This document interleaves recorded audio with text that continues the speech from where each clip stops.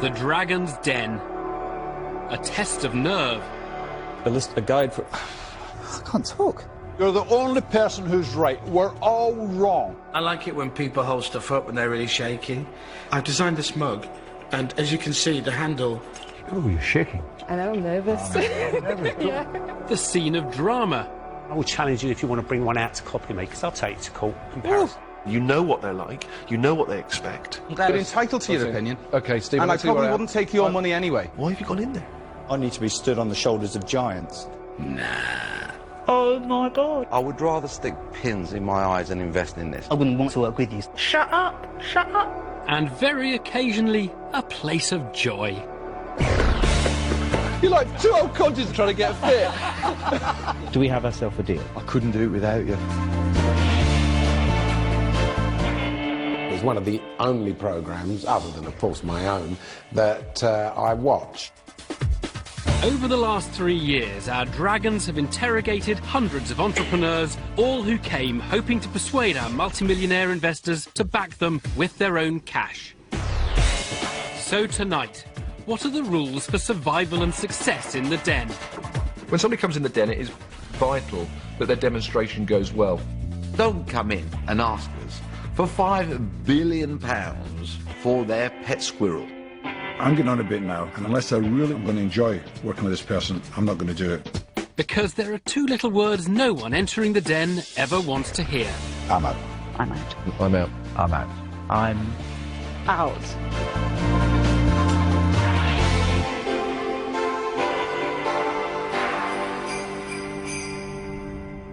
Hello and welcome to this Christmas edition of Dragon's Den.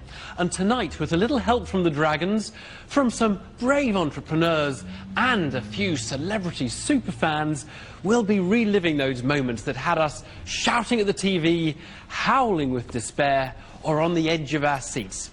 From the best to the worst to the plain absurd, I'll be revealing how to get it right. Today we're looking for... £35,000. £75,000. £85,000. £100,000. In exchange for 10%. 20%. 30% stake. in my business. Now, the Dragons know nothing about the people appearing before them. So, if you find yourself climbing the stairs into the den, it's vital you make a good first impression with your opening pitch. Unfortunately, many entrepreneurs fall at this first hurdle. So, my first rule for success is do make sure your pitch is perfect. Thank you. The magazine is addressing the need for a guide. Now start again. The pitch for me is absolutely critical. From a business point of view, that is the only opportunity that I get to see what is this business all about. Did you rehearse your presentation and your pitch? I like it when people hold stuff up when they're really shaky. I've designed this mug, and as you can see, the handle... Oh, you're shaking. I know, I'm nervous. Oh, nervous. Don't be nervous. Admittedly, I didn't always have room for forgiveness in my heart because some of them were just so terrible, I dismissed them as soon as they opened their mouths. Oh,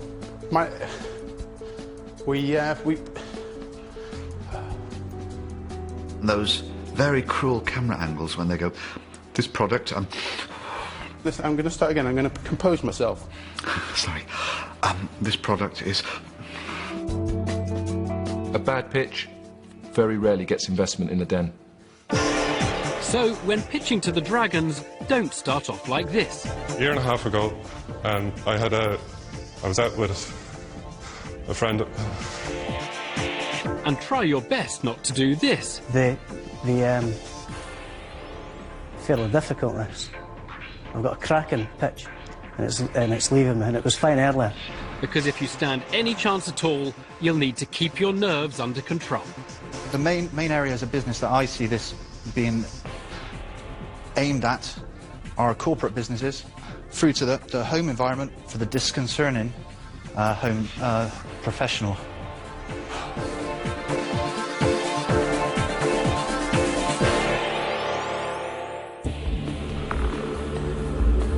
One entrepreneur whose nerves really did get the better of him in October 2007 was David Beckham double Andy Harmer.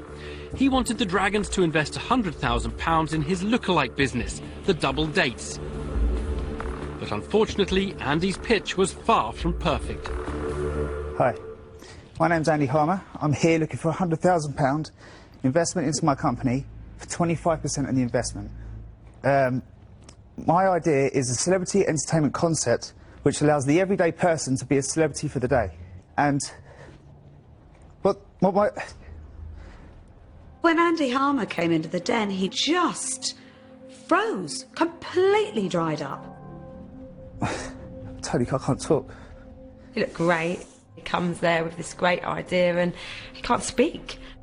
You know, stripping out his words, whatever, and it's like, speak! You must have been able to prepare. Okay, my idea comes from being a celebrity for the day. What I've done is I've created... I can't talk. I actually honestly thought it was David Beckham. When he opened his mouth, it was even worse because, like David, he couldn't string a sentence together. I didn't honestly feel that nervous. And then I got stood in front of the dragon, stood on my spot, and then just look at you with no emotion. More of my words started coming out, I thought, oh, I've messed up that line. Oh, I've messed up the next line. And it was just like a downward spiral. You know, and the lights seemed to be getting hotter. It's becoming a nightmare. And I felt trapped. And this actually went from my head.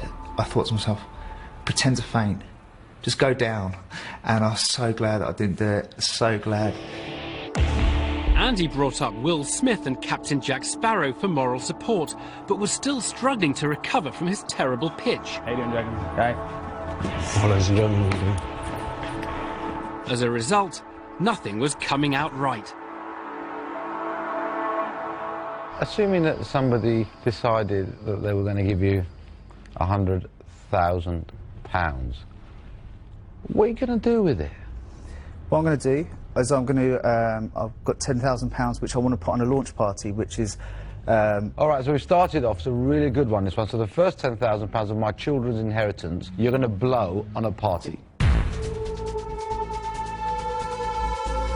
To tell a potential investor the first thing you're going to do with his children's money is have a great big party for your mates is nuts. You know, I didn't mean just to have a party. Like, it would have been nice, though. Andy eventually managed to get his nerves under control. New dragon James Caan even offered him half the money. I'd put up £50,000 and I'd want 25% for that £50,000. But Andy's poor opening pitch failed to convince any of the other dragons to back him, and he left empty-handed. I don't see the fact that I could get a return on the money, and that's the only reason why I'm out. I'm out. I'm out. And to help you out, Andy, I'm out. Thank you. Good luck, Good luck. guys. Good luck. I don't regret it. It was so cringeworthy watching myself crumble like that, but it's been a great experience. And you know, the Double Dates is coming along strong, and I think it's only done good for me.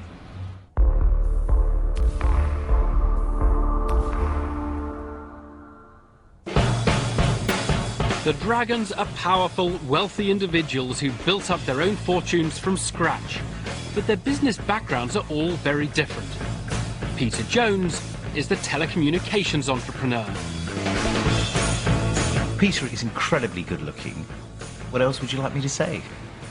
Because that's what he thinks. Oh, it's been a great day, actually. I've got 2 investments in one day.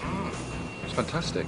He's funny, he's got a wicked sense of humour. I came with nothing apart from perfect English.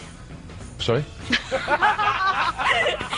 He's one of my bestest friends, but he's tall. And he's always pulling the quilt, and his feet are always hanging off the end of the bed. Peter's very competitive, and I like being competitive. Peter's a little bit like I was when I was his age, which was a long, long time ago. Somebody's come and asked me for £100,000, £200,000. I really have an issue with regards to presentation. I understand. And I don't know why you've just walked on with jeans and a shirt. It bugs me. You've come in here today. You look a mess. You're not wearing pinstripe. What's with the outfit today? Oh, please, I put a tie on for you. The only thing about Peter Jones is that silly lapel that he has. Snip it off, Peter. Get rid of it. If you look closely at Peter Jones's socks, they never match his suit.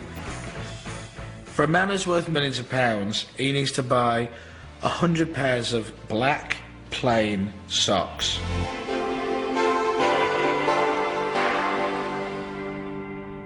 The Dragons often say they're investing as much in the person as the business or products in front of them. So, if you're an entrepreneur, it would seem sensible to make a real effort to get on with your potential investors. Sadly, many have struggled with that very basic rule of business: make them like you. Don't pretend we're agreeing. We are completely disagreeing. Did I hear you say you were a reader of books? Actually, do you know, Steve? I'm out. There's really one thing that all the Dragons have in common. They can choose who they want to be in business with. They don't have to do a deal with anybody. I've just found you rude, offensive. Would I employ you? No. Would I invest in you? No. Never. You always have to consider whether or not you would like a person, whether you'd want to work with them. Fine. I'm getting on a bit now, and I think unless I'm really going to enjoy working with this person, I'm not going to do it. I don't like you. You've come across, actually, as not the kind of person that I would want to work with in business. People buy people first. And I think a lot of people don't consider that when they're coming into the den. So, when you come into the den, best not to do this. Duncan, I'm not a schmuck. Don't try and treat me like one, OK? Otherwise, you'll get this. I could work with this guy. David, the point is, I couldn't work with you. That's not a problem That's for me. the point. And answer back at your peril. I'm not used to ignore that comment. I think it's nonsensical. It doesn't. It It's nonsensical. I'll tell you what. It goes right through me. Well, let me explain to you that it's not nonsensical for one reason and one reason only. I'm not asking you for money. You're asking me for money. An argument was the last thing the Dragons expected when olives were on the menu in November 2005. Alex Hall came to the den looking for £150,000 for her Big O business, which supplied pre-packed olives to the pub and bar market. But from the very start, she made a catalogue of errors. Well, it was almost like the way she was, she'd walked in and she'd created iTunes or something like that. She basically had olives on a stick. I mean, let's put it in perspective. Can you just talk me through what evidence you currently have, what level of success you've had in reaching that pub and bar market? Right, well, yes, I mean, I can. Good. The phone rings all day, and we don't have any product to sell them. Alex Hall, prime example of somebody that had a good invention, if only she kept her mouth shut. That's a lovely anecdote, but I was actually looking for a little more sort of substance than that. No, well, you'll get more substance. From the moment she stood in front of him, you could feel there was a little bit of something going on there. I think she came across as not very likeable, with a bit of an attitude. I'm just looking to know that your product is actually being used by a customer that they like, and that there's some sort of evidence to support that. Real straightforward question. Well, yes, I mean, it is straightforward, although our sales don't reflect what the company could do because we've had inconsistent suppliers. It all started to get very suspicious when Alex essentially avoided answering the questions. And I'd be the first to admit, I get really frustrated. I ask a simple question, I really like a simple answer. And your first thought is, what's she hiding? People said I should have prepared for it, sort of written a script, and I couldn't really do that. I just wanted to be, here I am, like I was in a meeting room, or here's the Big O, I've done this. But I found that became very nervous, and it rendered me inarticulate. Just tell us how many of these one pub sells in a week? Sorry, I can't answer that question so directly because it's so different. It varies. I mean, E&O... Well, average. How many of these is one pub selling? Is it 10 or is it 100? One a day. It was actually very clear she couldn't sell a product, it wasn't selling, and she knew it deep down. But sometimes I think these entrepreneurs hide it from themselves. They don't so much tell lies as they actually hide the truth from themselves, and I think she was doing that. I was very, very sensitive about our figures because I knew that we could have achieved double our turnover. I suppose I was disappointed and embarrassed that our figures were so low. Theo Paphitis decided to have one more attempt to overcome Alex's stubborn refusal to answer questions. What's been the turnover of sales so far? I can answer that question, but I don't think it's that relevant because we've had very inconsistent supply. The dragons are reasonably astute people. We can tell if someone's got a business brain. Alex failed every single test. I'm sorry, I'm not going to answer that question because it's not relevant. It's not relevant. It is to me. If you're not going to answer my question, then I'm out. I'm out. She's like arguing with him and saying, oh, well, I don't think you're right. Oh, no, why should I answer? Oh. That really was prime example of how to really, really give the dragons the hump. I remember watching her like this. Oh my God. Love, shut up, love. Unfortunately, when Alex did start answering their questions, she did nothing to endear herself to the dragons. Alex, tell me exactly, what is the problem you had with your Spanish supplier? Explain it. Have you ever dealt with the Spanish? Never. Right. Well, is anyone Spanish here?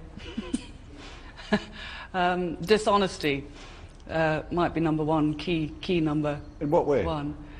Well, they'd say things or put something in the product that shouldn't be in the product and wouldn't let us know, so it wouldn't be on the label. It was just totally dishonest. Alex's apparent xenophobia cemented the dragons' doubts about her. She started to slag off the entire nation of Spain on national TV. I'm not Spanish, but what she didn't know is my wife is, and my father-in-law is. I was long since investing in her. I was at the point now of how am I going to make a point very visibly that this lady and I don't agree on anything. I was thinking, I'm not talking to her now. I'm talking to my father-in-law out there somewhere. You're a wild gun. If that's the kind of comment you're willing to make, God only knows what else you'll say. I lose some faith in your judgment there, so I won't be investing. The whole Spanish race are full of liars. That's why our business didn't work. Oh, don't. Alex, you just won't listen to anybody. I just don't think you know why you're giving ears. And I'm out. To come in and say, anyone here Spanish? Anyone know anyone who's Spanish? Anyone had any dealings with the Spanish? No? I hate the Spanish. You don't want to do business with someone like that because you'd be terrified every time you took her into a business meeting. You know, a guy walks in a sombrero, she's going to kick off. I mean, if she'd had to go with the French, I'm sure everyone would have agreed, you know. I don't think I articulated properly the issue with the Spanish. When you have a problem in business, there's always a lot of detail that you can't just snap your fingers and say, well, this happened, it's black and white. I didn't feel as if I had the time to explain the issue fully. It's firstly one of the worst pitches I've seen to date. Sorry. The biggest problem that I've got is I'm now focusing on somebody that actually I don't want to invest in, regardless of how good this is. I think they like the product. I don't think that they like me.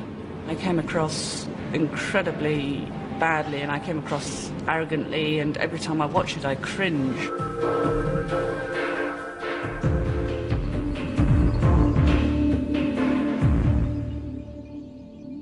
The idea is, if you were going to France, you would put the glove on your right hand.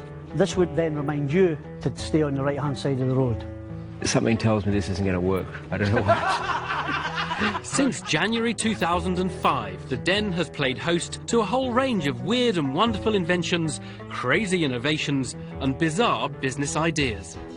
So I just don't believe that adult-themed pajamas, even for Trekkies, will sell it. Like beam me up, Scotty. I love those moments when something truly balmy walks into that pitching arena, and each of the dragons with their respective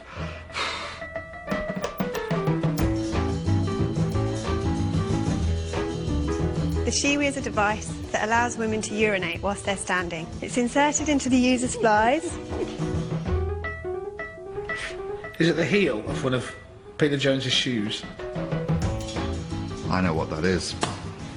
This is for women who get taken short, isn't it? Ah!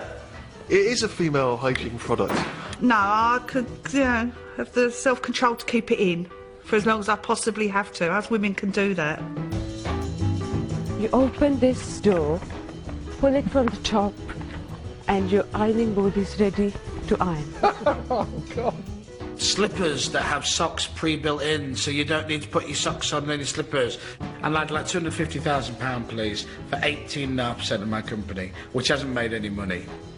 I'd like to leave you with one thought. When you chop, remember Q-top. Thank you very much. It's for there, right? Is it, a cucumber protector? Jelly mould for a wife-swapping party. That's for a cucumber. This is a cucumber protector. That was just a ridiculous suggestion. Or you can use it in your garlic. Like that. I'm glad to use that.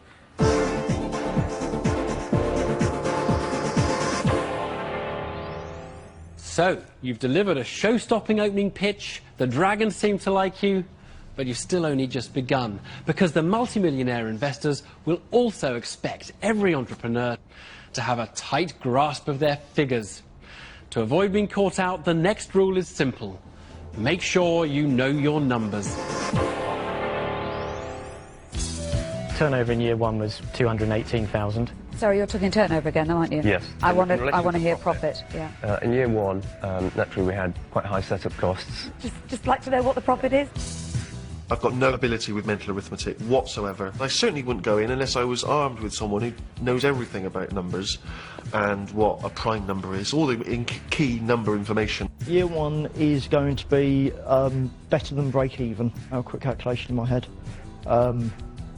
I go absolutely mad when somebody comes to see me for investment and then says... Numbers isn't my strong point, to be honest. No, I sort of gathered numbers weren't your strong point. I do think it's acceptable that people make the smallest mistakes. What it's not acceptable is to get these questions totally wrong or not understand what they mean. So, with that in mind, these are unacceptable answers. How do you get to £5,000? I don't know. What's been your total sales then? I don't know. Don't know, sorry. These are simply nowhere near. Second year, you said you did 600,000. Correct. And you did 20%. Correct.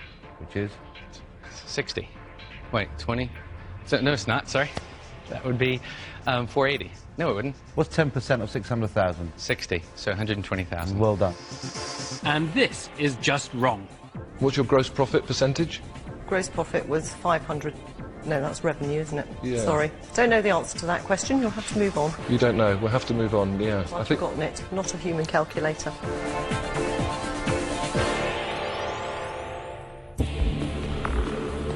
One entrepreneur who unfortunately proved she was also not a human calculator was Dr. Gilly Cucci, who came to the Den in February 2007, looking for £100,000 for her Cucci Kukui beauty business. Do you actually produce all of this product and sell it? We produce them in UK, yes. We launched it in Selfridges. That eye gel ran out in 1 week. She was great. Smart. She's clearly done it. She's produced a range of products. She had it all. Doctor before her name. I bet you, if you look back at all the dragons' faces, we were all ready to write a cheque. But the Dragons' enthusiasm was about to nosedive. So what is your financial turnover then? £180,000. And your profit? £55,000. Just to break down that 180,000, so the last 12 months, what are your audited accounts show you that you've turned over? £55,000. So where do you get the figure of £180,000 turnover? That is Made based on the last 4 months' profits. So it's a projection. Gilly's confusing account of her figures spelt disaster for her pitch. She snatched defeat out of the jaws of victory by not knowing a damn thing about her numbers. By the end of this year, we have not done £180,000. Okay. She was confident, she looked fantastic, and she had their attention. And then, in an instant, bosh! Everything just turned on its head, and it became a disaster. I did know my figures. It's just that they were making me really, really confused. One person asks you one question and the other one asks you another one. And at that time, you just don't even have the figures in your head and you think, oh my God, what am I doing here? In your first year of trading, what was the turnover? 0. You didn't trade at all? We did trade. Oh, the turnover, not profit, turnover. At December 2006, the turnover is £55,000. I've written down, it's not the same 55,000 profit that I wrote down earlier. No. That's coincidence. Yes. Dr. Gilly Coochie's favourite number was 55. And by the time I'd heard that the third time as the answer to the question, I thought, this is too much of a coincidence. Is your favourite number 55? No. 55 turnover year 1, 55 net profit, 55 forecast, 55 turnover this year. Everything's 55. At that point, it was the number that was sticking into my head. Just being nervous and just kind of losing it all in my head. I think your numbers, you have not got a clue, and you'd be far better to say, you know what, I really don't know, and I've made a big mistake coming in here, not knowing my numbers. They go on there and they make up a little bit. Well, once they see a hole in your plan, then that's it. They're in there. I've got the numbers down, and we have made £55,000 so far this year. You haven't. In business, you don't know every side of it. You can't bluff against people that know what they're talking about. So keep with what you know and then keep quiet on the rest and just say, I'll find out for you. There's not one number we can trust. You've done very well to keep our attention this long. But the £55,000 is what we've made. Did you hear what I just said? Or are you just going to talk over me? OK. I'm sorry. I'm out.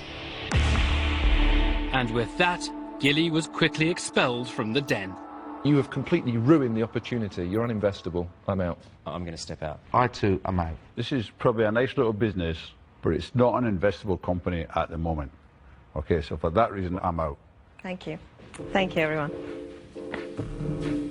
To this day, I'm still not sure exactly what she was talking about. But after a while, you sort of think, well, if she can't sort of simplify it down for us, she's going to have trouble running a business. People associate me with that number 55 now. In fact, I think we're going to have a new line saying, calling it 55.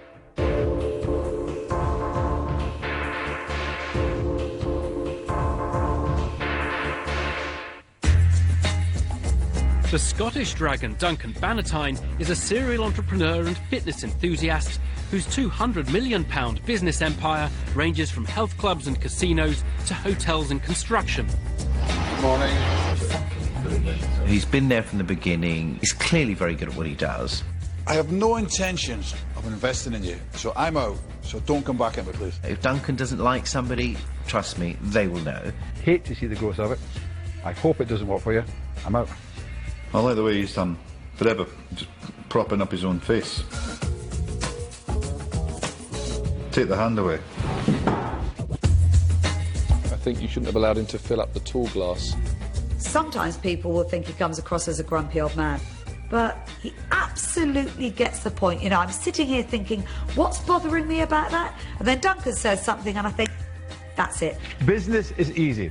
If you buy bananas for 10 pence and sell them for 20 pence, you make a profit. If you buy bananas for 20 pence and sell them for 20 pence, you make nothing. Duncan Bannatyne. Who doesn't know Duncan Bannatyne? Without him, the den couldn't function. You're only used to seeing him on the television, not even having the energy to, you know, speak properly. You know, and doing that, for that reason, in real life, Duncan smiles. I've no idea what they put in the water up in Scotland, but every series, Duncan seems to be getting younger. Annualised, £12,000 over the last 3 months, annualised is 36. That's about as clear as a dark What you do is 4 months is 1/3 of the year, Pierre, and you made 12, so you multiply it by 3. 3 times 12 is 36. I'm not going to thank you for the financial lesson, Duncan. I'm going to put the record straight. I like Duncan. We're fairly competitive in the den.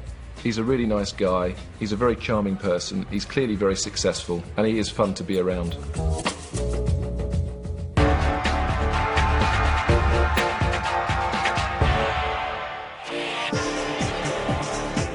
All the entrepreneurs who've entered the den think their ideas can make them millions, but sadly only a fortunate handful tried investment from the Dragons. I am going to make you an offer. I will give you £50,000 for 30%. Is that an interesting offer to you? I mean, it just... Well, it's the only one. It's the only one. Still to come, how can you stack the odds in your favour from ensuring there really is a gap in the market? Every time someone comes in with a half-decent idea, nose hair remover for a goat or whatever, and I think this is brilliant, of course, we need to get this sorted, because at long last someone's cracked this problem. Snug and warm, no more cold bottoms, in winter or the middle of the night. And then they start tearing it to shreds and say this is a problem that doesn't exist, and thinking, yes, you're right, you're an idiot, what do you even come in with that for? To keeping your cool during negotiations. This is by far, as a business opportunity, not the nuts. That's great. I'd be stupid to accept money from someone who thinks it's doomed to fail. You know, you go in there, you're a pussycat with them, they ain't going to respect that, they ain't going to respect that. You've got to give as good as you get.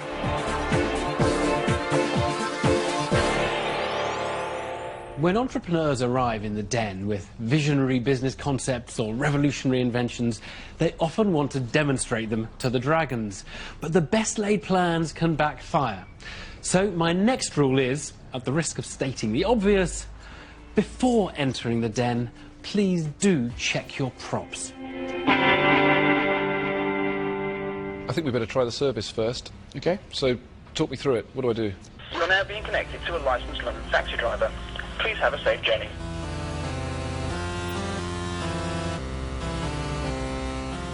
Please wait. Please wait.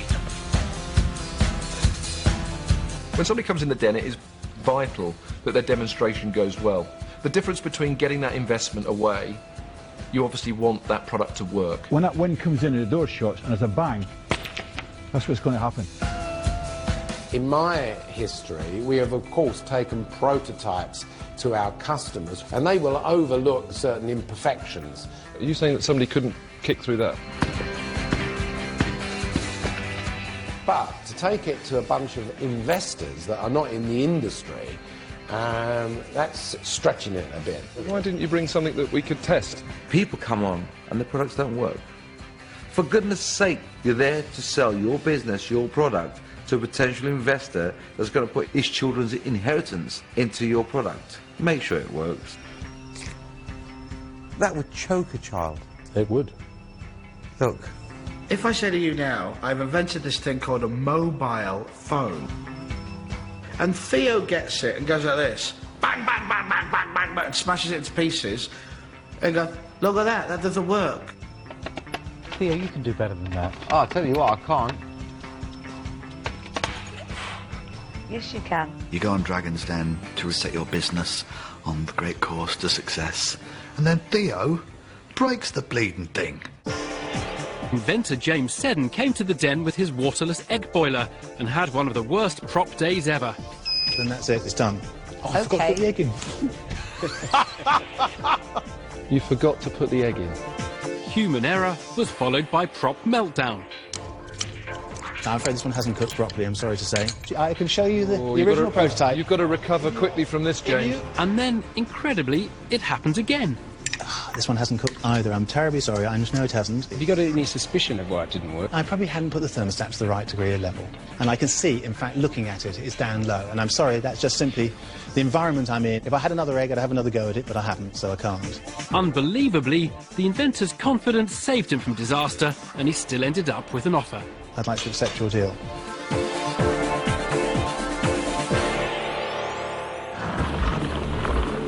One entrepreneur who suffered a memorable prop pitfall was Rob Law in September 2006. He got off to a confident start, looking for investment in his trunky travel cases. Now, I'm sure you're all aware and familiar with the stresses and strains associated with travelling with small children, even those of you who may happen to travel by private jet. Well, going into the den, I was totally confident that I'll be talking to the dragons in the near future around a business table. Are you going to pull me along? Well, so if I pop this open, we can tow you along the airport, keeping you amused. I like this product. I could see a lot of kids enjoying it. Very innovative. Kids can sit on it. It is an issue when you're travelling abroad. But Rob's pitch was about to suffer a dramatic setback. So have you had any feedback? Have you had any returns from the ones that you've sold? We have had some returns, but that's due to the new factory. They've got the catches slightly wrong, so some of the catches are popping open. There's two halves to that pitch. There was the bit that actually we're all thinking, oh, this is good, this could work. And then we had the moment. Sorry, that got my attention. What did you do there? It'd get my kids' attention as well. Is this a fall to catch one? No, you've pulled the hook off there, yeah? I've noticed that one. I shouldn't have done though, should I? We just heard this big snap, and Theo sat there with a strap dangling in his hand, looking very miserable and saying, what's happened here? If you sell something, it doesn't do what it says it's going to do, you're going to bring that back and want your money back. Well, if everyone does that, you're not really going to be a businessman anymore. Theo is actually almost the same height as a toddler. It's exactly right that Theo should do that, because if he can break one of those bags, then, you know, heaven knows what a 8-year-old could have done. There is one slight issue with the case, is the hooks. They're the only thing I actually did not design. The factory got those in. This hooks are rubbish. Yeah, I didn't design that, I'm afraid. No, but they are rubbish. Yeah. People think I was being mischievous and I give it a good old yank to pull it off. I didn't give it a good old yank. You put a 3 or 4-year-old on the back of one of those and give it a good tug. And if it breaks, it breaks. I wasn't pleased. I didn't smile. I wasn't smug. The fact that I broke little Trunky. I wasn't really angry, I was just kind of dismayed. The Dragons dwelled on it for quite an uncomfortably long period of time. And I think that was when we started rolling downhill. The revelation of a key weakness in the product pushed 4 of the Dragons away from a deal. The moment Theo pulled that handle off, the whole integrity of the quality of that product was compromised. So I think you've done really well. Congratulations to get this far, but I just don't think it's a business opportunity. OK. So I'm afraid I'm out. I too am out. I'm out. I've no interest in this at all, so I'm going to declare myself out. Richard Farley was still interested, but the flaw in the catches meant he'd now demand a huge 50% equity stake to minimise his risk. An offer which proved too high for Rob. I can go to 50% now. OK, well, I'm out. I wish you the best of luck. Thanks for your time, guys. Cheers. Looking back now at the experience in the den, actually Theo pulling the strap off has been one of the best things that could have happened, and highlighted something that maybe we could improve a bit further, and it was very simple and easy to improve. It hasn't damaged us in any way, shape or form, so fair play, Theo, thanks a lot.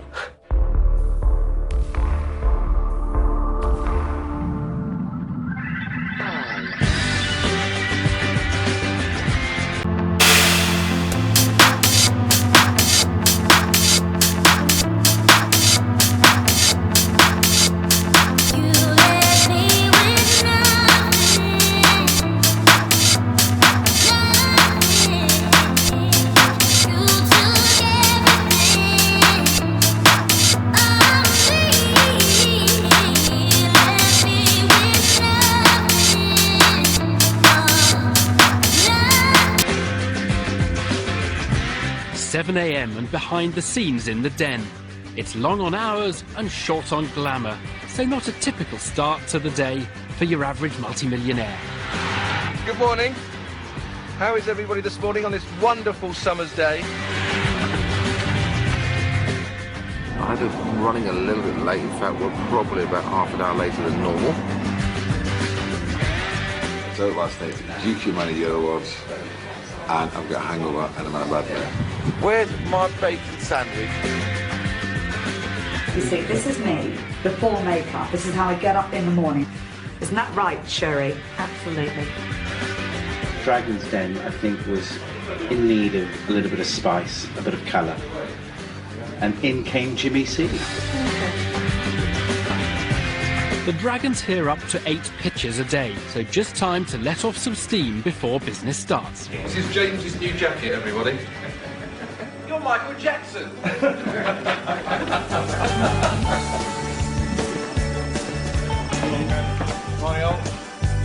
But once in the den, all thoughts turn to money. Were you ever poor? Did you come from money? No, I didn't come from money. Yeah? What does it feel like for you? The difference? Put it this way, I think I'd rather have it than not have it. Behind the scenes, the Dragons are as competitive as they are in the den. There is only one diva in the den, isn't there, really? With clothes and cars the main focus for their rivalry and banter. Who wears blue shoes? Nobody wears blue suede shoes. that cow big enough? Look at the size of that. Peter decided to bring his silly little Ferrari here. But of course, there's always somebody out there who's got a bigger one and better one than you. Oh my God! And at the end of a hard day in the den, just time for a quick multi-millionaire hug before they head back to their business empires. It's goodbye from me, and it's goodbye from him. Goodbye. Bye then. Good night. Goodbye. Over and out.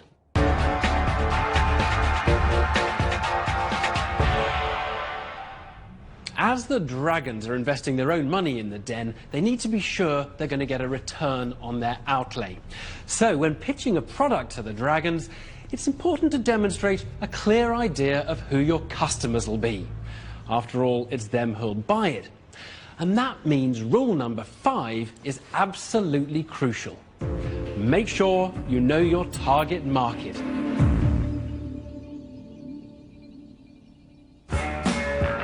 Massimo, I think you've invented something to solve a problem that doesn't exist.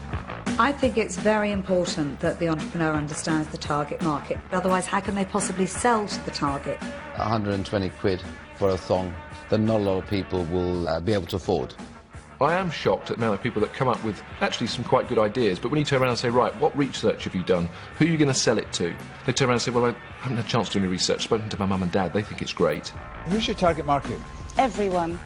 A lot of times people come on and they say, this must be a good idea because it's not already in shops. They take that as what a great place I've got in the marketplace. I can get this product out there, there's no competition. But the fact is, it's pretty obvious, but no one has bothered with this thing because it's not really a good idea. So, with that in mind, avoid this kind of exchange. My computer is in my home office, so I've got to put my exercise bike in my home office. Yes. Don't you think that's a bit of a flaw in the product? It's strange, actually. That is the biggest weakness we have found of the product. You don't want responses like this. Why? Why? Why? Why would anybody want this? And you must do better than this. How much does it cost to manufacture each? The unit cost is £12 a pair. It's in my door, anybody else's lucky door. £2 would be expensive. OK, so I've been naive, but nevertheless I think...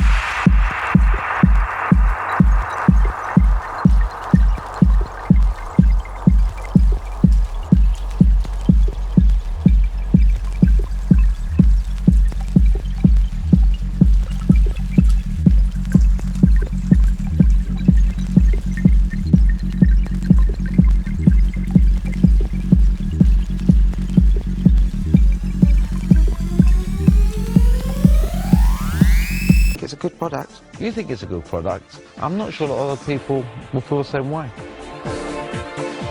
Thank you very much.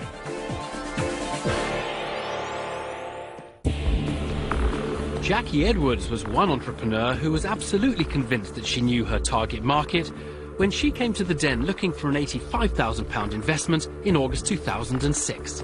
I did feel very confident because I so believed in my product. There is such the gap in the market, and I really honestly believe they would all be biting my hand off. Both my products have many unique selling points. They have never been seen in UK shops. I have no competitors. And in today's world, where hygiene and peace of mind are so essential, the possibilities are endless. She had 2 products, fluffy toilet seat covers and disposable shower caps for toilet seats, I think I would probably describe them as. I don't want to get crass, but the toilets this woman is using are a disgrace. They are filthy, they are depraved, they are cold, freezing cold, because they're presumably metallic. There are certain things that haven't been invented for a reason because they don't need to be invented. As a man, I don't want anything on the lid because the lid's up. Unless, let's be honest, you know, you've had a few drinks, you just leave the lid down and try and aim. Then I moved to Scotland, and that's where it all changed. The seats were so cold. I thought, I used to wrap a hand towel around the loose seat. We'll have central heating now and electricity and things like that in Scotland now, you know. You'd be surprised. When I was... Wait a minute, be surprised. I lived there, I was born there. Well, you must have a particularly warm bathroom. He's rich. It's because rich. ours was. We can't afford to have our heating on all night as well. This is a joke, isn't it? No, it's not a joke. It's a serious problem.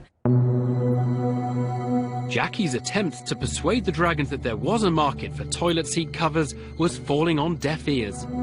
Jacqueline Edwards was actually obsessed with the idea that no one should have to sit in a toilet seat that was cold.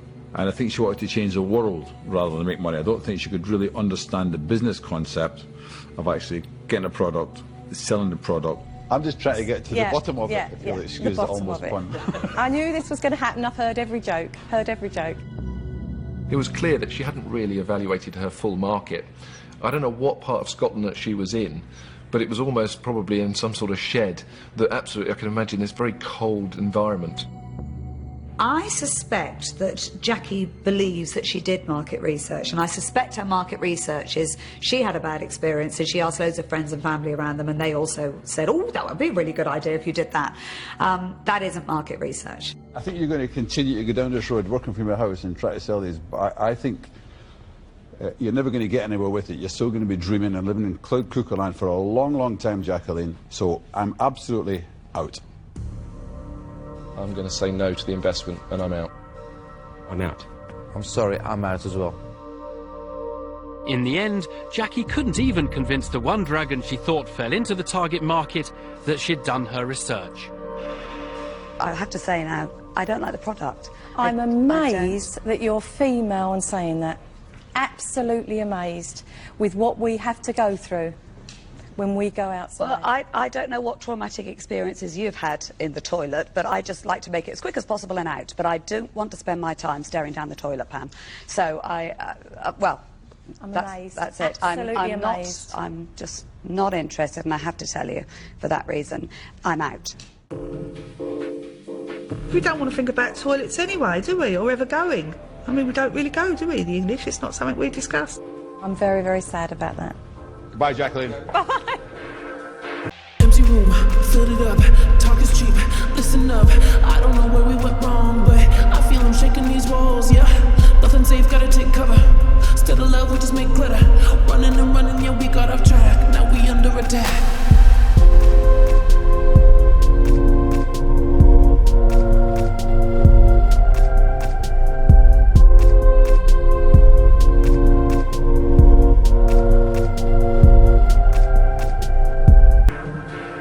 It's a nice idea. And maybe if it's in a pound shop or something down the road and you kind of give it something as a Christmas gift as a laugh.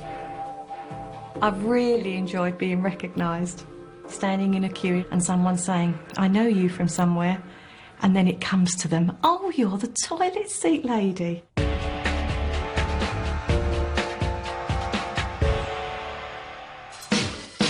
West Country millionaire Deborah Meaden made her fortune in the leisure industry and has now expanded her empire into marketing and communications. You're like the sugar you put in your tea, and then when you get in there, you're a wicked witch. Oh, it was all going so well. Deborah is the most angelic, fun-loving woman. But when she gets and sits in that chair, it's like she's sitting on a button and she goes, oh, I'm Deborah now, I'm going to be stern. I'm a lot more enthusiastic about it than you are. And I'm beginning to feel like, well, yeah. No, I don't want to drag somebody kicking and screaming. I mean, do you want to do something with it or not? She doesn't care what people think. She says it as it is, and that's it. Sorry, Duncan, I haven't finished this one. No, I know you haven't, but all she wants is, and I'm very interested Duncan, in this as well. I'm quite capable of asking the The gentleman profit myself, or the loss how much for year profit one are you and going year to two? produce year 1, year 2, year 3? If someone took an investment from Deborah, she put everything she could into that investment to make that investment work. My whole life I've been involved in the retail sector, and very successfully. I will tell you, if I get involved, this product will be a success. Very tough, very hard. Probably my favourite dragon, because she does know exactly what she's doing. So you've got orders for 50,000 of this product? No, but I will have. Have you got orders for any? No. Can either look at her as she's stony-faced and how the hell am I going to work with her, or you can look at her being somebody that, great to have on side, isn't going to take any crap and just go for it. Ultimately, we want Tingatang to become the recognised symbol for single people everywhere. So, just to make sure I get this right, this is the alternative to stamping single across your forehead. I have to tell you, I don't like it immediately. To do business with her must be absolutely terrifying. I'm slightly disappointed that you don't understand the size of the market. The credibility of your projections is, as far as I'm concerned, shot. I saw Deborah pacing down a corridor towards me. I just, oh, goodness me, I mean, it terrifies me. We're on. You're on. One of the most capable business people, not business women, business people I've ever had the pleasure to work with. I just stand here and everyone arranges themselves around me. It's marvellous.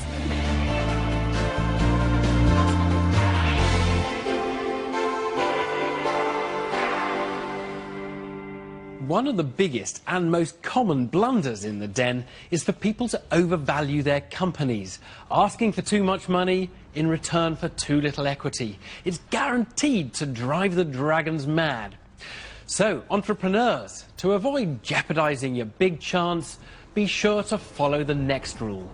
Put a sensible value on your business.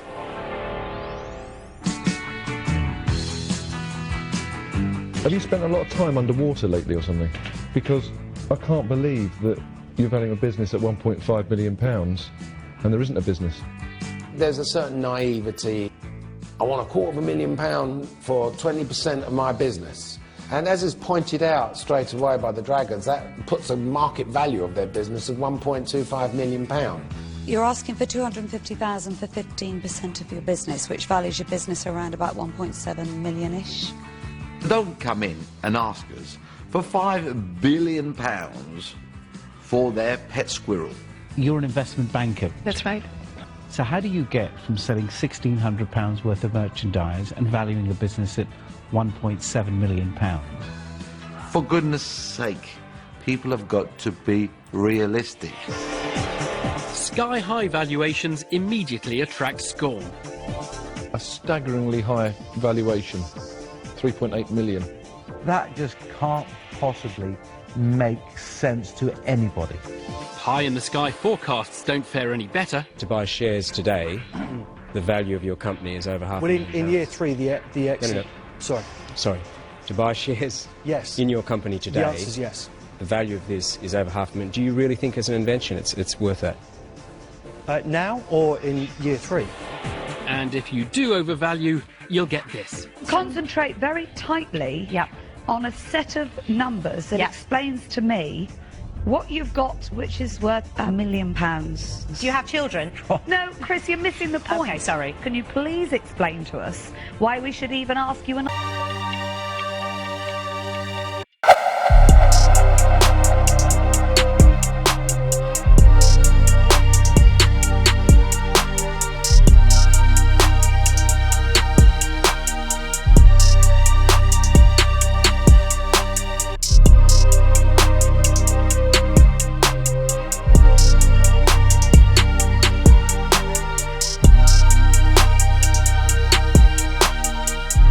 question.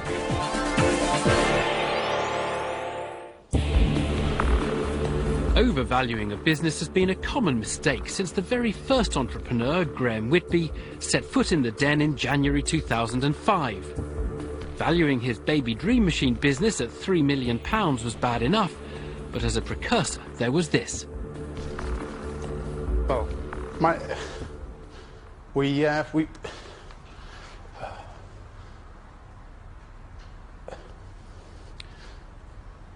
the business. I can't do it. Okay. Would you like to answer questions?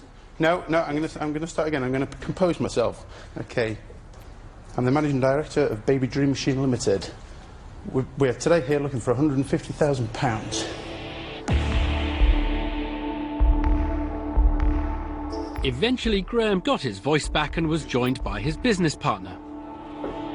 I'm Barry Egg, the inventor who invented this. But the duo were about to alienate the Dragons again when the conversation turned to valuations. So let's say I said, okay, I'll invest 150k. How much of your business are you offering me for it? We're offering 5% of our business, 5% equity in the business. So you're valuing a company that does not yet exist at £3 million. Doesn't that sound a bit rich? Nope, because it's got your interest. No, actually, you just lost my interest. I was much more willing to forgive people sweating, losing their lines, losing their concentration, than I was willing to forgive people who don't know what they're talking about, don't know why they're there, don't understand what a business proposition is in the first place. That's unforgivable. If you want to retain that kind of control, then you got to find your 150 out of family, friends, and fools. But I'm not your family, I'm not your friend, and I don't care to be the latter. We were slightly naive and a bit hopeful going in there. We knew we had a bit of a gem of an idea, but it's a case of just make up the numbers and hope something pops out at the end of it. The unrealistic valuation of their business wasn't winning Graham and Barry any allies in the den. But Duncan Bannatyne was still intrigued. What's the exit strategy? The exit strategy for the business is that it will be up for sale from immediate effect, from product hitting the market. And we anticipate that we'll be selling out of the business within 3 to 5 years. What kind of price? Okay, price on the business. Depends how the sales go. No, it doesn't depend on how the sales go. We have got Give us the price. We have got a figure. It's going to be in the order of about 600 million. That would be nice. Barry and Graham had done it again. Ludicrous off the top of your head number. And I'm thinking, what the hell have you just said? But in order to achieve a valuation for going up those stairs, it literally was pick a number. Despite everything, Duncan Bannatyne could still see potential in Baby Dream Machine, but now he would value the business at £1 million, under a third of the duo's original valuation. I'd be willing to invest 50,000 for 5%. Can we confer quietly? You can confer quietly or loudly, whatever you like. No, might as well go as we're going. Yeah, okay. Yeah. No, we might as well carry on going down the road we're going. Sorry, but I mean... Okay then. When you run out of money, give me a ring. They should have taken that offer. That was the craziest turn down ever on Dragon's Den. I won't be investing, sorry. And so you know where you stand. I'm out. I've seen many second-rate products taken to greatness by a great team. I've never...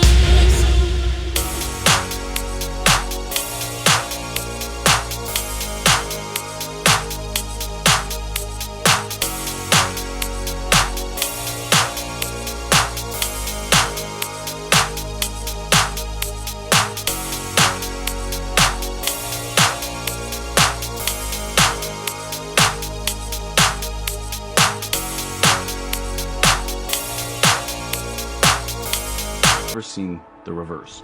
If you realigned your expectations, then it would be a good investment to make. But at that stage on that value, it's not, so I'm pulling out as well. They were very colourful characters who had no particular experience in any way, shape or form. Bottom line, I'm out. We haven't done it. So it's been really nice seeing you all. Really nice talking to you. Okay. Looking back, I would not change anything. I do believe life is a journey, and you just don't know where it's going to take you. I'm absolutely over the moon with the way things are going now. It's been a hell of a slog getting it to where we are, but I would not change anything at all.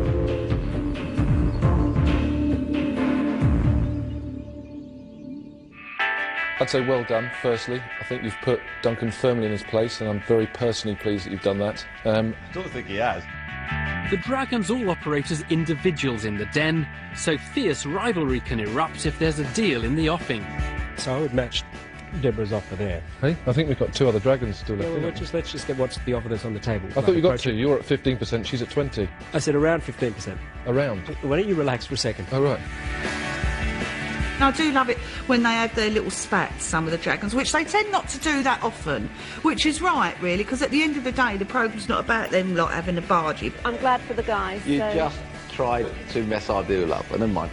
Theo has got sometimes quite a ruthless edge to him. Unfortunately, regrettably...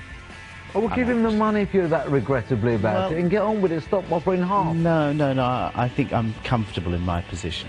Thank you, Theo, for spending my money for me, but I'm quite capable of making those decisions.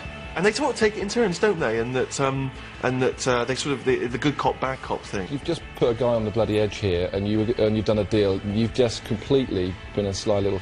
Peter Jones is quite direct with people. I actually don't think and feel that, personally, I need to match James's offer. He needs to try and struggle to get investments, got no track record. I don't know who's worst out of all of them, because I think they're all sharps. You can listen to these guys. Make him a better they offer can make him an offer. Make an offer. Make an offer. If our offer is disingenuous Right. Why don't you let Make the an guy offer. speak instead of rabbiting Because you're on? speaking. When you see the dragons getting into a bidding war, it's actually quite exciting. That's what you've done with your money. We're all very competitive, and if there's a really good investment opportunity in front of us, you can bet your bottom dollar we're all fighting for it. Peter, you've had your chance. Please let me finish now, yeah?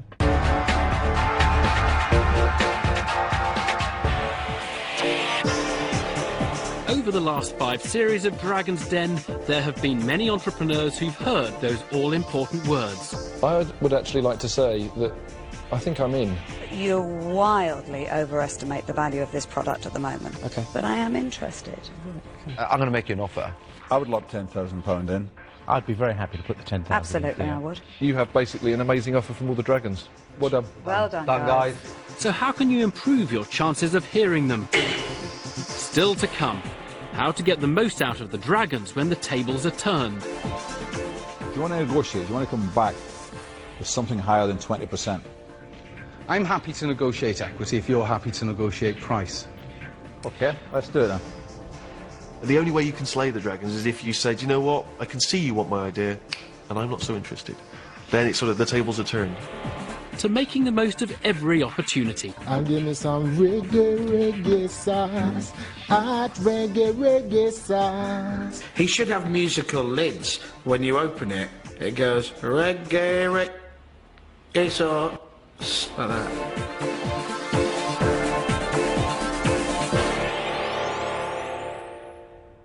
So, you've convinced the dragons there's a market for your product, they like you, and your demonstration was a triumph. You could be within striking distance of that all-important investment. But getting an offer is just the beginning. You have to stay cool to seal the deal. Before you give away half your company, remember this rule. Make sure you negotiate. Mark, 40%. 30%. Mark, I'm not going to punt it for 30%. Come on, 30% is fair. It's not fair. It is not fair. I'm terrified at negotiation. If I try and haggle with someone, I'd lose my nerve. Market stall in Marrakesh, as I once did for a lamp. You know, I ended up paying more than I think he was originally selling it for. I have made up my mind. I'm going to decide to invest. These stupid people with good ideas. For 50% of the company. The dragons could literally offer them 2 slices of toast and jam and 50 quid for 11% of the company. They'd probably go, all right. You wouldn't think about 10% each? If you deliver your business plan, I'm happy to take the lower amount. I love people that negotiate. I like the fire. But I think you generally know what's fair. And if Martha's accepted straight away, I know I've pitched it fairly, and I think, what a sensible human being. Being prepared to compromise is a good start. If we can maybe look at 17.5% each, that's something that I would be prepared to do. I'm taking a flyer here, but I would be willing to meet you halfway. Okay. And offer 20%, and if Theo's... I'm taking a flyer, that's why. Giving the dragons a reasonable alternative will help. Could we negotiate? I've been taught in business that when you're in that sort of situation, the best thing always to do is to meet halfway. Yep. Just whatever you do, don't beg. 50%. It's got to be 40. It's got to be 40. Not me, I'm afraid, Casey.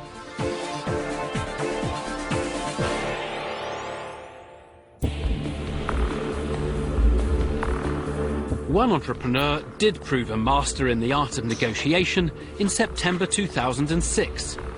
Steve Bellis was looking for £50,000 for a 20% equity stake in his pub-based poker league. There was a bit of an edge to Steve. Appeared to be a jovial type, but you felt quite pushy, quite tough. The dragon's attitude at first was disbelief, I think. They must have thought, what's this idiot doing coming on here? But Duncan Bannatyne was about to discover something which would make this business a proposition worth fighting for. How secure are you with the name, the Nuts Poker League? Have you registered that name? Yes, .co.uk and .com. You've got .co.uk and .com, the Nuts Poker League .co.uk? Yes. Duncan Ballantyne got interested when we mentioned that the nutspokerleague.com and .co.uk were part of the package, which then had a lovely side effect of getting the rest of the dragons interested as well. The race was on as the dragons sensed an opportunity. I'll tell you where I'm at. I'll probably be prepared to put in half. I don't know what I can't get my head around what percentage, but you know, if you convince someone like Duncan, who's an expert in this sector, then you might get something.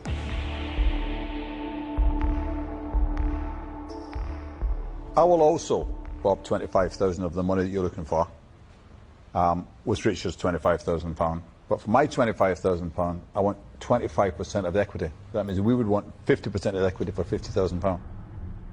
I truly believed that what I had was worth far more than the offer, and wanted to push it a little bit further. You looking for an answer?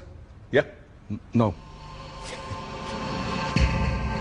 I'm a deal junkie, that's, you know, what I do. And I do enjoy that sort of haggling back and forward and the battle of minds, and also it shows in some ways the entrepreneur is quite confident. It has been mentioned that I was rather cocky. I think there's a fine line between cockiness and confidence, and the last thing I wanted to do in front of the dragons was crumble. I wanted to be confident in my ability to see it through. Do you want to negotiate? Do you want to come back with something higher than 20%? I'm happy to negotiate equity if you're happy to negotiate price. Okay, let's do it then.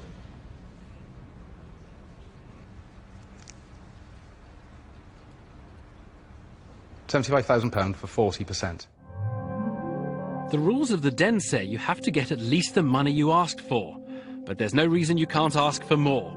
Steve Bellis originally came to the den looking for £50,000 for a 20% equity stake in his company. But if they wanted more equity, then he wanted more money. I still can't really get to terms with whether or not he was a really tough negotiator, or whether he thought he was playing poker with us. I don't think at that level I'd be happy. He actually raised the amount of money that he was asking, which no one has ever done in den before. But I think he was maybe getting confused with a game of poker where you raise and maybe he's just obsessed with poker. Don't happen to be a particularly good poker player, but I do understand the concept of betting, raising and bluffing. You have that in your armour, even negotiating skills. Why not try and use it? I'm going to make you my final offer, and it's not negotiable, okay? Okay. So it's a take it or leave it offer. I'll give you £30,000 for 20% of the equity. Yeah. I've got no idea what Duncan and Richard were thinking about offering him not just the investment he came in to ask for, but even more money. It was just unbelievable. The two of the dragons had yet to show their cards. What I would be prepared to do is match that offer, 20% of the business for £30,000. But what I would say to you is I'm very strong in the pub field and the brewery field. What I did like about the situation was that Deborah was trying to sell herself to me.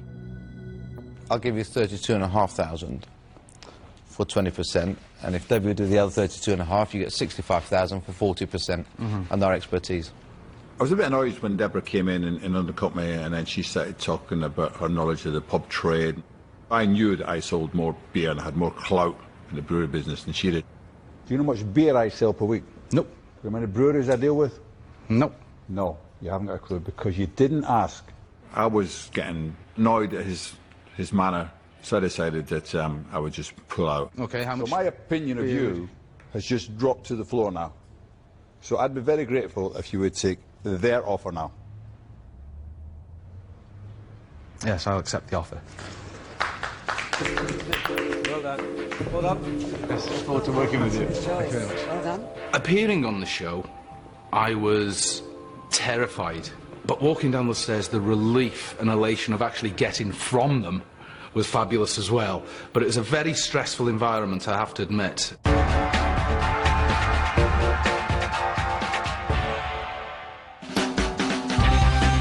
New dragon James Caan made his millions in recruitment, and he has extensive experience in investing in new businesses.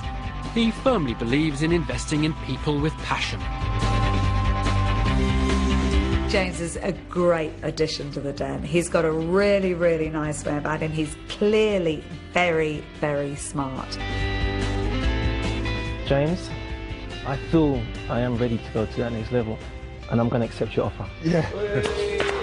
He came in, hit the ground running, made some unbelievably ridiculous investments that we're going to be laughing about forever and a day.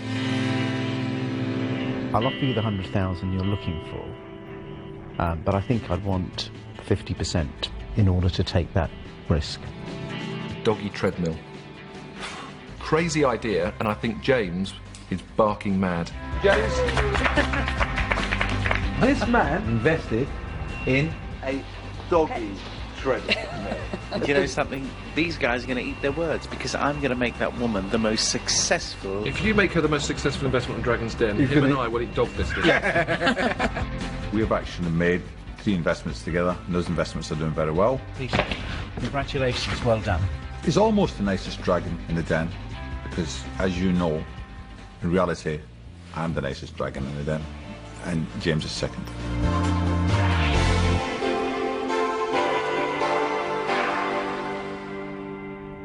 An offer of investment in the den is a pretty rare thing and not to be taken lightly. Nevertheless, many entrepreneurs are less enthusiastic than you might expect to take up the deal. So here's a rule for making the most of life in the den. Think carefully before you say no. So this is the call I'm going to make.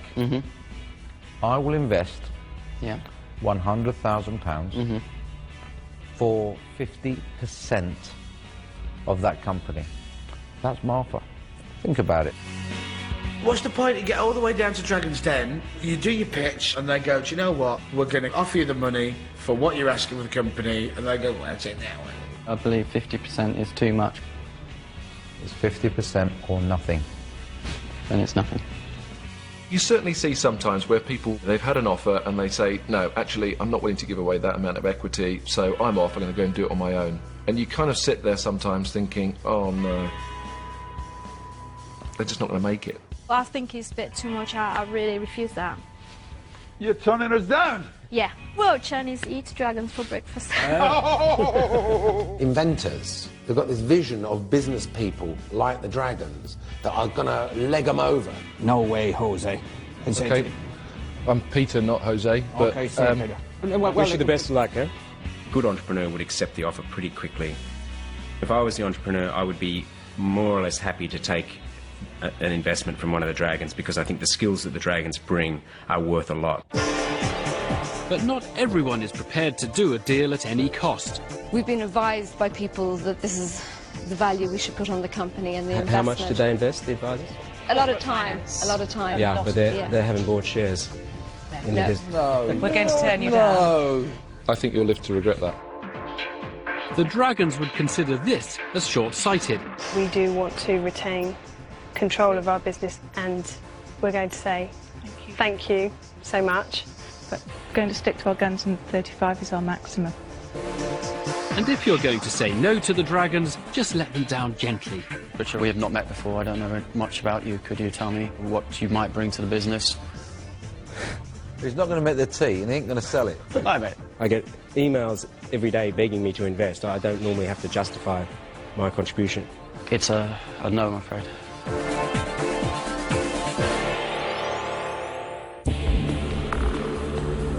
One entrepreneur who the dragons claim didn't think carefully enough before saying no was London taxi driver Steph Matteo. He came to the den in November 2005, looking for an investment of £100,000 in his fridge-based beer storage solution, Rack-A-Stacker. Rack-A-Stacker is the solution to your problem. It's a drink stacker, you know? The problem with opportunities like Rack-A-Stacker is they're essentially gimmicks. Can you take a beer out of the middle for me?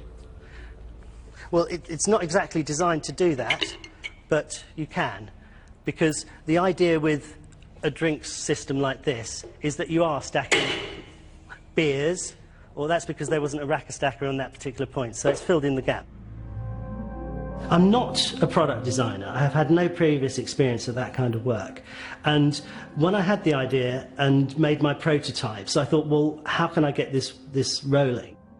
Tell us about yourself. You're obviously working doing something else at the moment. Yes, I am. I work around London. I'm a licensed private hire driver. You could imagine him coming out with an idea. Do you know what would work? Do you know how all my pound coins are stacked up in there? I reckon do that a slightly different shape. You could do that with beer. Right.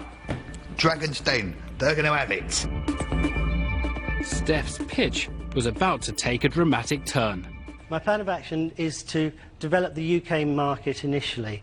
Then maybe I could license the product for others to manufacture and pay a royalty. A particular beer brand are saying, we want to make this.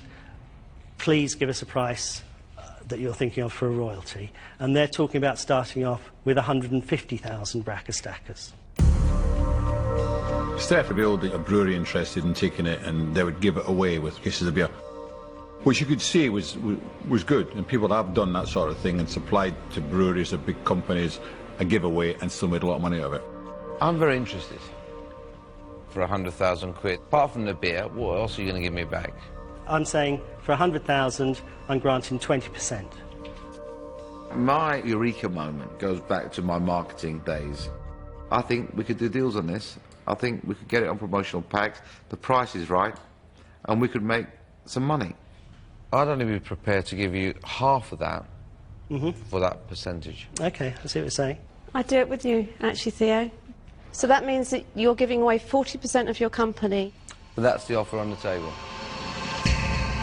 I did sense that I had them then, and a big smile appeared on my face when they started saying, well, you could make a lot of money out of this. And I thought, well, yeah, that's what I've been trying to tell you. Steph had an offer of all the money he needed, but now he wanted to know what else the Dragons would bring to his company.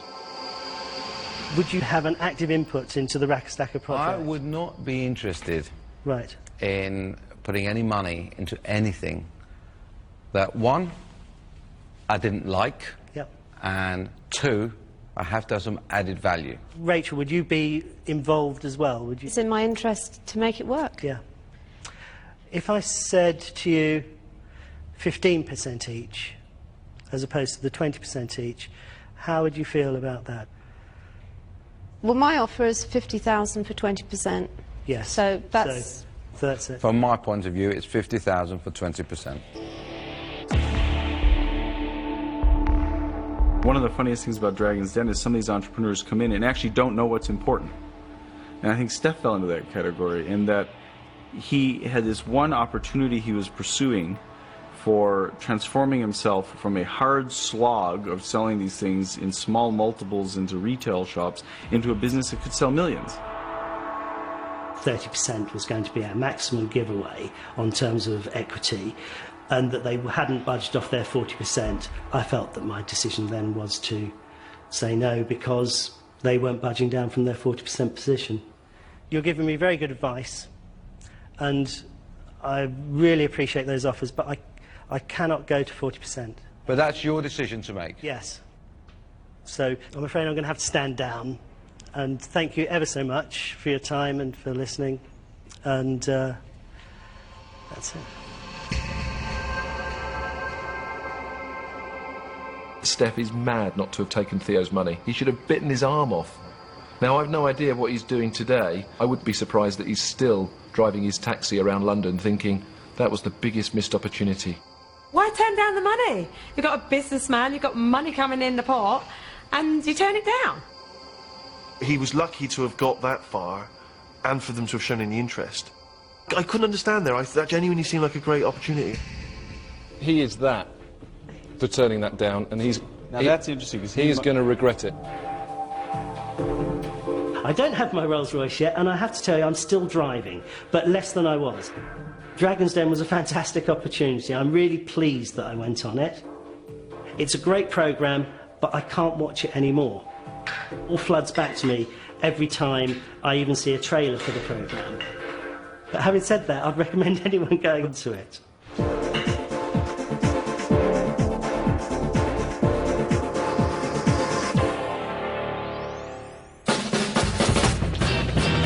The Theo Papitis is a self-made millionaire with a reputation for turning ailing companies into financial successes, which means he's quick to assess potential in the den and never minces his words. He made his fortune in retail. Theo Papitis has actually got copyright over the words, "I think I would rather." I would rather pass a kidney stone than invest in this. I would rather stick pins in my eyes than invest in this. I'm actually out of this, and I'd rather go and do something really interesting, like stub my toe. His children's inheritance. If I give you £160,000 of my children's inheritance... What you gonna do with it? You got children? Yeah, 4 children. Yeah. So you invested £20,000 of their inheritance into a cucumber cap. From the lower down, you look like a fishwife. In my opinion, she should have got the boot a lot earlier. Oh dear, oh dear. There is a little bit of competition between us because I don't think about my one-liners, they just happen. For me, the wheel's going round, the hamster died a long time ago, so I'm out. Theo surfs the internet, gets his friends and family to send him his lines, and he comes into the den writing them down. It's as useful as a pair of knickers and a kipper. It does no use whatsoever. Theo's one-liners and just his style and approach, I think, is quite unique. When you first came on, I thought I'd rather go and eat a slice of Mrs. P's Battenberg cake than listen to this. Love the way he talks about Mrs. P, who gets discount in the knicker shop that I own. Bingo is massive. There's moving Get over. No, it's true. It's People are true. going to sit at home playing bingo. OK, stop there, please. Because you're about to insult Mrs. P. I have met Mrs. P. She does exist, and she's lovely. Danny, they're both fakes. No, are they? You're the real thing, right? I've got the shops that actually sell these. I could actually put an order in now. Theo's a bit of a wheeler dealer, isn't he? You know, he's a bit like me, I suppose. When he spots a product, you see his eyes rolling like a slot machine. Ding, ding, round one. Ready for action, ready for a fight. So you consider the den a boxing ring? It's an arena for gladiators to do battling.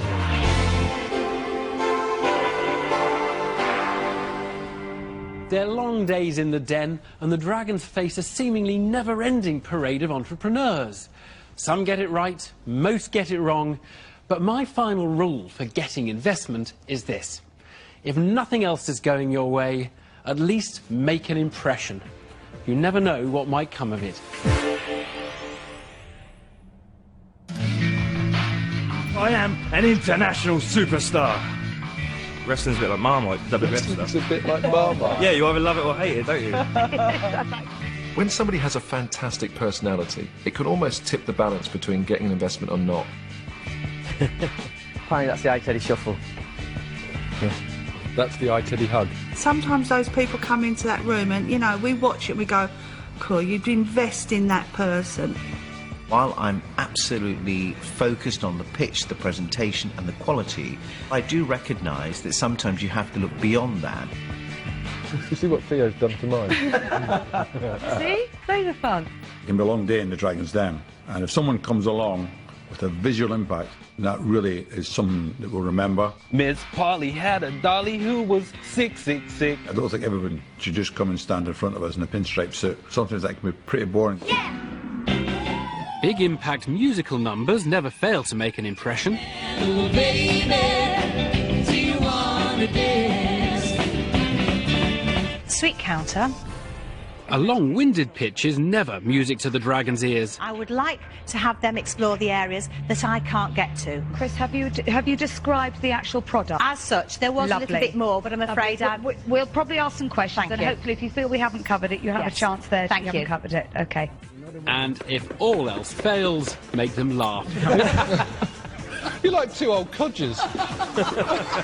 Two old codgers in their living room trying to get fit.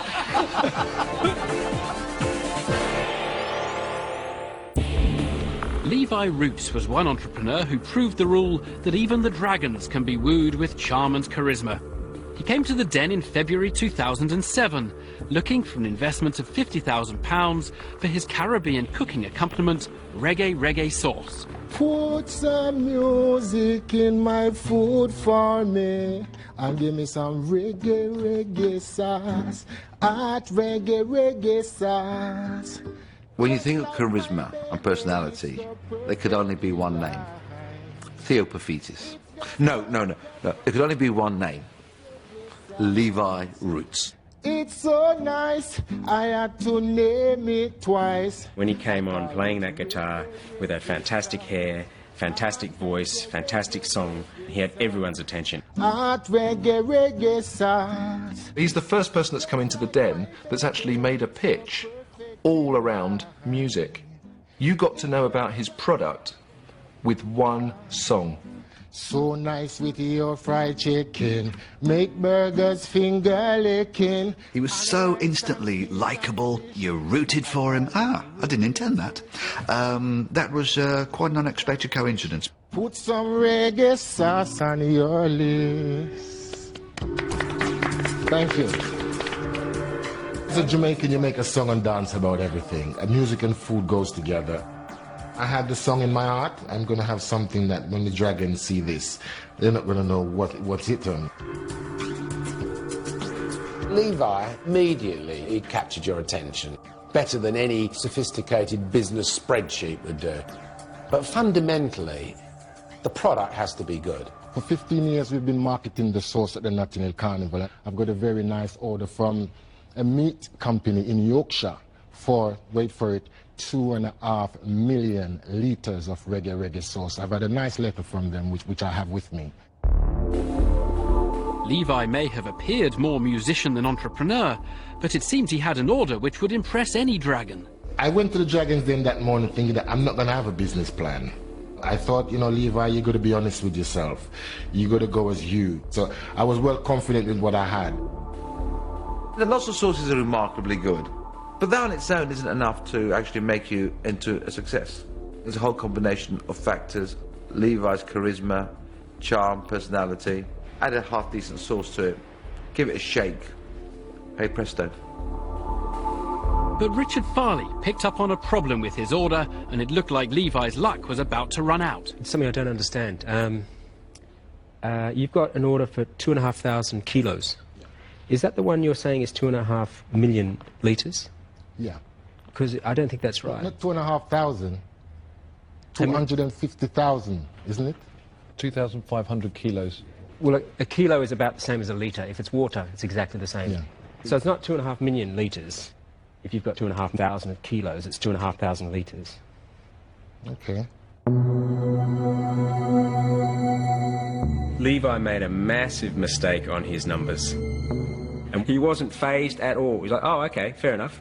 And he didn't change the business plan. So he was going to do an order which was 1,000 times smaller than what he thought after I'd explained it to him. But he didn't say, oh, well, we need less money, or we need a smaller warehouse, or we need smaller quantities. Nothing changed. So you probably admit to me that your business skills probably would need a little bit of help. Absolutely, I would say that, yeah. So I'm just sort of sitting here thinking, do I want to take a gamble, you know? Can I just cut in to give Richard a bit of time to think about whether he wants to gamble or whether to think about it? I was about to make an offer. I said, there is something here, and I thought I'd really love to work with him. So I was sort of in the middle of putting my thoughts together, and Peter jumped in, and I think he saw what I was thinking. I like impossible challenges. Good. And it is a complete punt, but I kind of probably would enjoy it. But I would offer you half the money for 20%. I was panicking now, thinking that maybe I've blown this thing. So to hear Peter saying that, yeah, he likes taking chances, was like, you know, ringing a bell and saying that, hey, I may still have a chance here. Is that an interesting offer to you? I mean, it just... Well, it's the only one. It's the only one so far. It's going to be interesting if it's the only one so far. Well, so we're talking about 25,000 for 20%. So no, I think that's a fair. That's not. It is a gamble. It is a punt. I'd match that 25,000 for another 20%. So you'd be talking 50,000 for 40%. Levi now had 2 dragons interested, but they were asking for nearly half his business. I knew that I was going to have to give away much more than I had gone there to do. And having to make a decision whether or not it's the greatest thing to have a smaller percentage of a business that's going somewhere, or to have everything of a business that's not going anywhere. And that's quite an easy decision for me. I would accept it gladly. I Put some music in your sauce today. Give me some reggae sauce. Other people should sing their pitches as well. I've got an ironing board that emails and makes toast and records Coronation Street. The only thing wrong with this is there's no music in it. Because if you take the lid off and pour it over your food, it goes... Tune into the flavours and put some music into your food. That's exactly what I felt it did. It had a nice little kick to it. He should have musical lids. When you open it, it goes reggae sauce. I really applaud Peter and Richard for coming on board. But one thing that we learned was that they don't need to do much, because what is actually selling here is not reggae sauce, it's Levi roots. As long as my integrity remains intact and we can come up with some very good products, I think the British public will say we'll have a piece of that.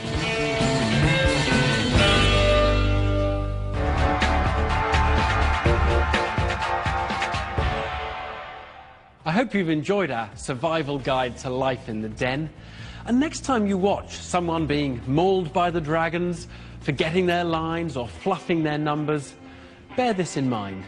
When it comes to pitching to the dragons, it's a lot easier said than done. Goodbye. Some inventions that should never have made the grade. James May looks at toys from Christmases past next, and later from Morecambe and Wise to Only Fools and Horses, a look at our favourite Christmas comedy shows here on BBC Two at 11.